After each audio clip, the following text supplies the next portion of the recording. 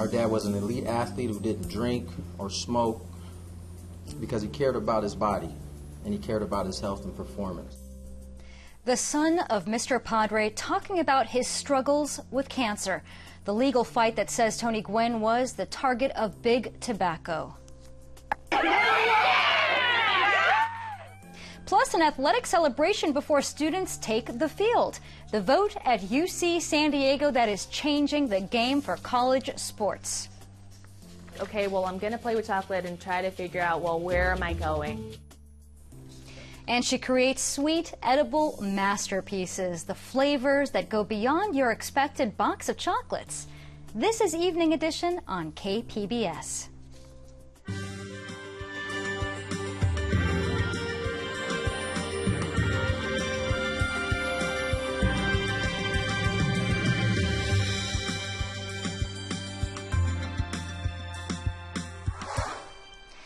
Good evening and thanks for joining us. I'm Maya Trabulsi. Our top story tonight, new details on a lawsuit filed by the family of Tony Gwynn. They say their father was a target of the smokeless tobacco industry. KPBS reporter Steve Walsh explains how it's all part of a case laid out today.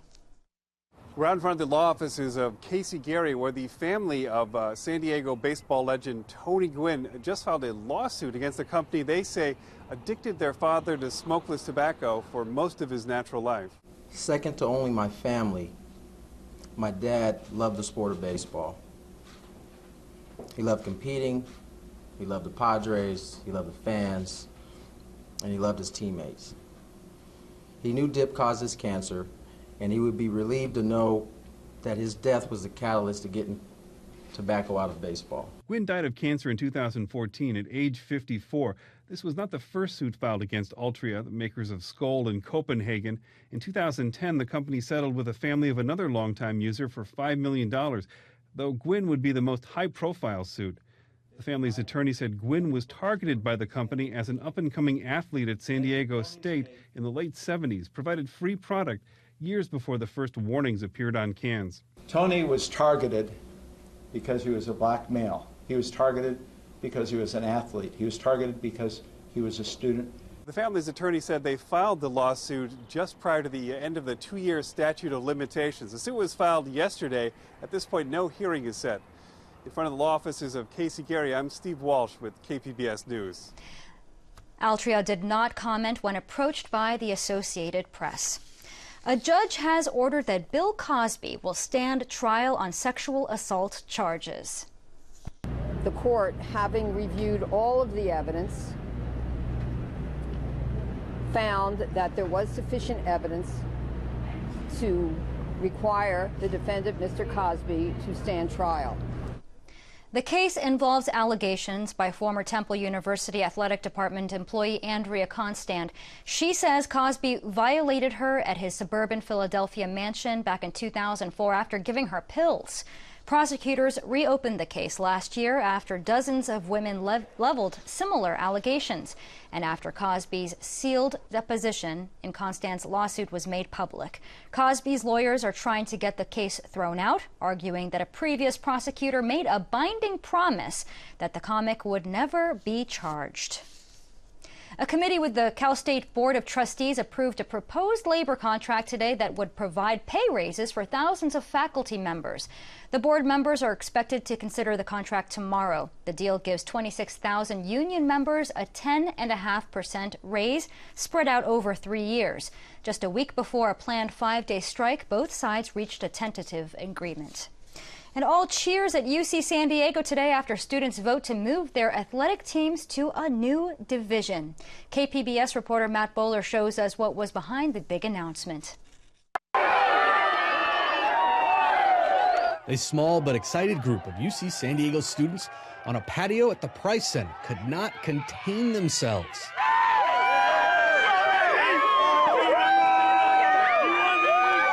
About a third of all students turned out to vote. 60% of them chose to approve the Division I referendum. UC San Diego softball player Kendall Baker says she can't wait to play Division I ball. None of us slept last night. We were all way too nervous, way too excited. We didn't really know. Lots of nerves, but I heard different things going around, so we're really excited. To pay for the move, the athletic fee will more than double from about $390 to just under $870, phased in over 3 years. Director of Athletics Earl Edwards says students will get a lot for their money. And there are things that help to enhance the environment on a college campus, such as improve the overall student experience, pride, unity, to strengthen the relationship with our alumni. However, some students were apathetic about the whole thing. Freshman Mark Wu says the school is big on academics and students don't have time for sports. It's not like there's a lack of love for sports, because obviously if the referendum got passed, there is a love of sports. It's that it's not advertised as much because we're so academically challenged. This is the first step in a long process involving faculty, administrators, and the NCAA. Matt Bowler, KPBS News. And KPBS student assistant Matt Hoffman contributed to that story. The football stadium in Inglewood hasn't been built yet, but the NFL says that's where the 2021 Super Bowl is going to be held. The $2.6 billion stadium for the Rams is scheduled to open in 2019.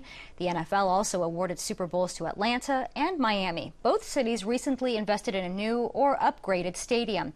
LA hasn't hosted a Super Bowl since 1993 when it was played in the Rose Bowl in Pasadena.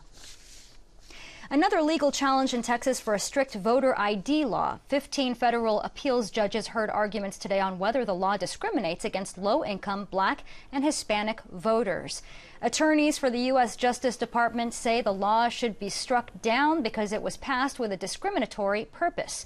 Texas lawyers say there is no proof of that. They also say there is no evidence that has affected minority voting. A San Diego City Council candidate made news last week for getting an endorsement from the mayor, but he's also falsely advertising other endorsements on his campaign website. Anthony Bernal is running to represent North Park, Hillcrest, and downtown on the City Council. He published on his website a long list of people who he said endorsed him, but some of those people told KPBS they made no such endorsement. They aren't household names, but run local businesses and nonprofits such as Circulate San Diego and Art Produce. 4 of the people told KPBS they asked to be taken off of the list, but their names are still there. Bernal's campaign said in a statement, quote, "We understand that there might be confusion as to what constitutes support and what constitutes endorsement." They did not answer questions about how the list was made. California lawmakers are adding their 2 cents to a ballot initiative aimed at legalizing recreational marijuana. The Adult Use of Marijuana Act will appear on the November ballot. The state's nonpartisan legislative analyst's office revealed state tax revenues could increase by up to $1 billion through new and existing taxes. Policy analysts say law enforcement could see some savings. Right now, state law enforcement officials and courts and jails and prisons spend resources to arrest and to adjudicate and to incarcerate and supervise offenders for marijuana-related offenses. And so once marijuana is made legal, there will be less resources required to enforce those marijuana laws. Critics of the bill are concerned about health risks and exposing California's youth to a federally controlled substance. The June election is just 2 weeks away, and there are lots of candidates and propositions on your ballot. KPBS has created a voter's guide to help you figure out who and what will earn your vote. KPBS reporter Claire Tregesser shows us how it works. KPBS has created a voter's guide in past elections, but this year it's new and improved. You can now customize it by putting in your address or zip code. It will show you only the candidates and propositions on your individual ballot. So go to kpbs.org/guide and you'll see a space to enter your address. Then head to the June 7th ballot guide. There you can see more information about each candidate for all of the races on your ballot. Let's look at the city attorney's race. You can see the candidates, their experience, top 3 priorities, and where the candidates are getting their money. If some information is blank, that's because the candidates haven't provided it to us. You can also see news stories about the race, both from KPBS and other news outlets. The guide also has information about local and state ballot measures and where you go to vote. The voter's guide is meant to give you as much information as possible so you can make your vote count on Election Day, June 7th. Claire Tregesser, KPBS News. And you can find the voter guide and all of our election coverage at kpbs.org/election. In Rio, Florida, residents and mosquito control workers say they are better prepared to deal with Zika after experiencing a dengue fever outbreak in 2013. AP reporter Joshua Plogel says lessons learned from that outbreak led to new protocols that could be replicated in other U.S. cities. And do a home inspection. With the Zika threat closing in on the U.S., this is a great example here. The Rio community on Florida's Treasure Coast is well prepared. You want to dump, keep it dry. Mosquitoes love to breed in these. Mosquito control workers inspect trouble spots known for breeding the Aedes aegypti mosquito, which can carry the Zika virus. So right in here, these fill up with water. You're looking at Aedes aegypti larvae. The small community isn't taking any chances after what happened in 2013 when it was hit hard with another mosquito-borne disease, dengue fever. And he took my temperature and I had 104.8 fever. Rachel Hyde was one of 28 people who got sick. Several were hospitalized. I started itching and then I got patchy rash, all within an hour. Despite operating with a fraction of the budget of neighboring mosquito control districts, workers in Martin County were able to quickly contain the outbreak. Are you all more prepared now because of the dengue outbreak a few years ago? Absolutely. Don Donaldson, who oversees mosquito control in Martin County, says now with the threat of Zika, they've increased neighborhood inspections. Well, Aedes aegypti is the public enemy #1 right now. Very light vacuum, but enough to suck them up. Workers monitor trouble spots more frequently using mosquito traps. And we zip it shut so they don't come out, obviously. They are also working closely with other agencies, including the county health department. Routine coordination with them, even in the absence of a disease, is necessary so that we remain prepared. This is really good here. More importantly, there is an apparent priority for residents here to clear standing water. Having lived through the dengue outbreak of a couple years ago, we definitely don't want Zika to turn into something like that. The water that's sitting in here, no mosquitoes can breed in. Hyde says since she got sick, she pays more attention to her property and tells us the community is much safer now because her neighbors are proactive. A couple years ago, if we were standing out here, it would have been really bad, but now it's not as bad because you can't have standing water, and I think people are just really, really aware of that. Lessons learned here may serve as a teaching moment for other communities at risk of mosquito-spreading disease. Joshua Plogel, The Associated Press, Rio, Florida. A new measure intends to protect California pets from being left behind in a hot car. The Humane Society and animal advocates rallied today in support of a bill that calls for protections for Good Samaritans. This is for people who find an animal left alone inside a hot vehicle and break the window to save it. And it can get upwards of 125 to 135 degrees inside of a car on any given summer day, and you don't know how long that animal has been in that car already. If the animal looks fine, you need to use your sound judgment to make that determination, but if it looks like that animal is at the edge of its lifespan, you want to be able to render aid. There are laws already in place to protect people who rescue a child being left in a hot car. This bill would extend those protections to someone trying to save an animal. Leaders from universities in San Diego and Mexico cut a ribbon today on a new research collaboration here. KPBS reporter Taryn Mento says the collaboration will focus on developing durable materials for extreme environments. Uno, dos, tres. The Cali Baja Center for Resilient Materials and Systems will bring together researchers from the National Autonomous University of Mexico and here at UC San Diego. They'll develop materials that can withstand severe temperatures and pressures, like the inside of a jet turbine or a nuclear reactor. Center Director Olivia Greve says a lack of development in these areas is holding us back in key industries like clean energy. So new materials for the 4th, 5th, 6th generation nuclear reactors, fusion type energy materials, those types of technologies, those materials don't exist right now. The Cali Baja Center will not only help develop materials for the defense, aerospace, and biomedical industries, but also train a new wave of engineers to work on both sides of the border. Taryn Mento, KPBS News.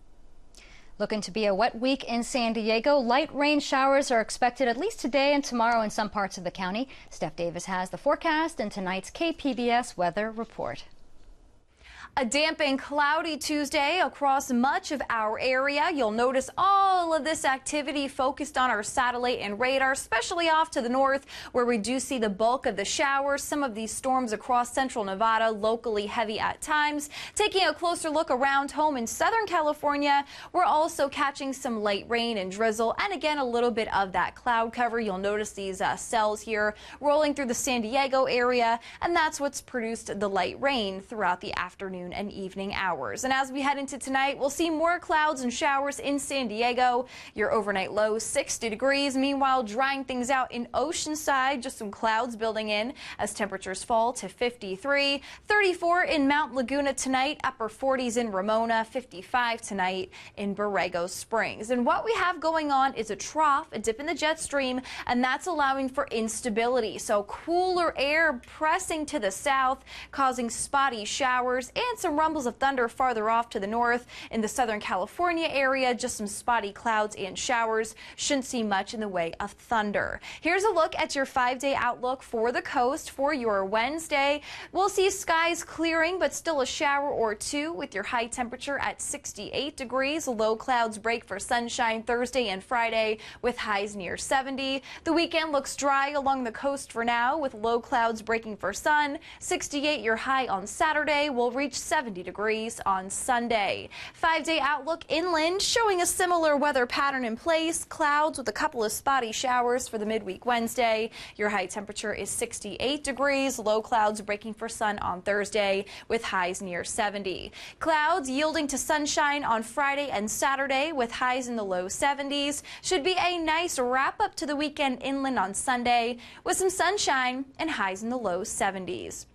5-day outlook across the mountains. Clouds will break up for sunshine Wednesday, though chilly out there as daytime highs struggle to break out of the 40s. Now we will see temperatures rebound as we roll throughout the week, getting back to the low 60s by Thursday, and then we'll climb to the upper 60s Friday and towards your weekend. 5-day outlook for the desert, mostly sunny and cool on Wednesday, high temperature 79 degrees. We'll continue to climb to the 80s on Thursday, and then we're right back near that 90-degree mark on Friday. Mostly sunny skies, and we'll enjoy plenty of bright sunshine and temperatures in the 90s for your weekend in the desert. Steph Davis, KPBS News.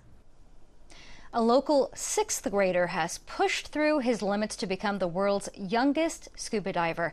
His school held a pep rally today to honor his accomplishments and shine a light on breaking through barriers.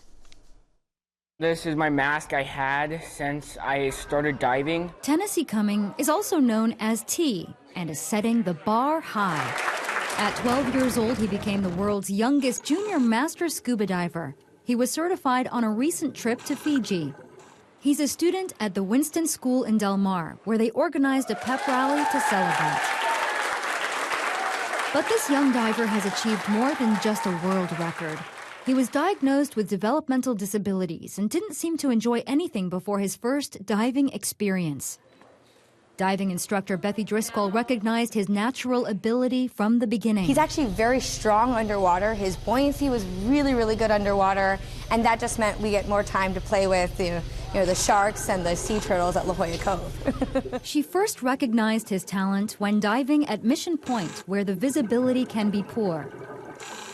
They were doing a treasure hunt dive where they were practicing holding lines and reels. Tennessee's foot became entangled. And he signaled to me to hold, that there's a problem, and he pointed to it. And within a matter of seconds, I fixed his fin. He asked for the reel back, and he said, all right, let's keep going. And so that just showed that he really thinks underwater, and that was really, that's a very valuable skill to have. And from there, we just kept diving, and look what happened. Keep trying until you either successfully do it or you did not do it, but just mostly just keep trying and just never give up. Sound advice from the world's youngest junior master diver. And KPBS videographer Roland Lizarrando helped produce that story. Marvel's biggest superheroes were on a mission in San Diego. 18-year-old Ryan Wilcox had the surprise of a lifetime when he opened his door to the cast of The Avengers. Iron Man Robert Downey Jr., Captain America Chris Evans, and Pepper Potts Gwyneth Paltrow paid him a visit at home. Wilcox left Grossmont High School a year and a half ago to battle leukemia. Students at the high school rallied this month for the cast to visit the classmate. An international movement of choirs are providing music for the final journey. Associated Press reporter Tom Ritchie explains how a group from California offers comfort to the terminally ill and their families. 8 singers enter the home of Norman and Jean Dowling in suburban Boston. The private concert, a gift from these volunteers. We're on our journey home. The group, Journey Songs, is part of a growing movement of hospice choirs, a cappella singers who perform at the bedside or the homes of the dying to bring peace and comfort to the terminally ill. My name is Norman Dowling, and I have been teacher and at MIT. 85-year-old Norman suffered a stroke in February, but he's alert and relates to the world. I think anything that brings Norman to other people through voice is through singing is perfect. At a recent rehearsal north of Boston, members of Threshold Choir took turns lying in a reclining chair as small groups performed at their side, much as they would do for a hospice patient. It's as much a gift to us as it is to the person we're singing for, and which includes, of course, the family and caregivers. Sometimes a hospice choir can change lives. One heart attack victim said she was ready to die until she heard the Threshold Choir at her bedside. She had sort of made a decision, I'm done. And she changed her mind, and she said, I'm going to have treatment, and a week later we heard she was in rehab. Norman was an avid sailor who raced sailboats from New England to the Bahamas. Knowing this, the singers perform a rendition of Crossing the Bar, a sea-themed song interpreted as a sailor's final journey. We're experiencing the final journey of our life, and we're doing it together, which is perfect. And in the company of beautiful voices. Tom Ritchie, Associated Press. She answered a sweet calling in Texas, creating tiny, delicious works of art. Producer Tamika Weatherspoon takes us inside her chocolate shop.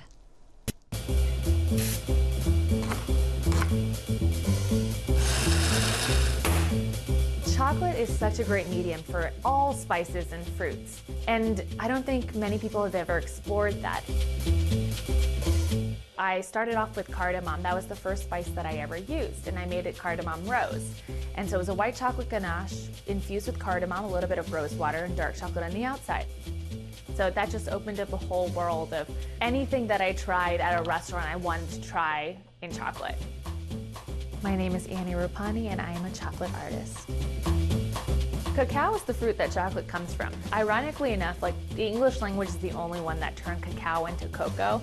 So very few people actually make the connection between cacao and cocoa, but it's essentially the same thing. The raspberry pistachio is dark and white, but it's delicious. Chocolate was one of those interim things that I was like, okay, well, I'm gonna play with chocolate and try to figure out, well, where am I going? I was studying 6 days a week, and then I started taking a day off and playing with chocolates, reading artisanal books on chocolate. And that led to me going to pastry school in Malaysia. I never woke up and said, I'm gonna be a chocolatier. It just all sort of came into place. Initially, we started off by coloring the molds. Cocoa butter is the fat that's in chocolate, and we paint the molds with cocoa butter. The second step would be creating a shell inside of the mold. So we're trying to create a really thin shell. So when you bite into the chocolate, you have a crisp bite, and then you just get overwhelmed by the ganache, which will melt in your mouth. Ganache is basically an emulsion between cream and chocolate. It could be any liquid in chocolate. So you can make a water ganache, or you can make a coconut milk ganache, and so we play with a lot of that. We make cream ganaches, which are the most normal, and then we also make fruit puree-based ganaches. We also do coconut milk ganaches. So after we're done making our ganaches, which is where all the fun happens with the infusions and fruits, and then we pipe the ganache. We'll pipe it into the shell and let that set. And then we'll add another layer of chocolate to finish off the chocolate and stick it in the freezer for about 10 to 15 minutes so that it releases from the mold. The Buddhas are really popular. It's a Chinese spice praline, so it's a hazelnut praline with Chinese spice. There's milk chocolate on the inside and white on the outside. Chocolate is so interesting, just like coffee or wine. There's terroir that affects the way that chocolate tastes. So Colombian chocolate tastes different than Venezuelan chocolate. That'll taste different than Bolivian chocolate. So the chipotle will be dark. The s'mores, none of them are solid. They're all they all have an interior, like a ganache in the center. It's so accessible. Chocolate is on every candy bar. It's around when you grow up. It's just a part of everyday life. It's almost a category of its own. And I love the Szechuan peppercorn. Yeah, it's very unique. People are a little scared of it, but not me. It always surprises them. There is something associated with chocolate and happiness. Looks so good. And you can find tonight's stories on our website, kpbs.org/evening edition. Thanks for joining us. From all of us here at KPBS, thanks for watching. Have a great evening.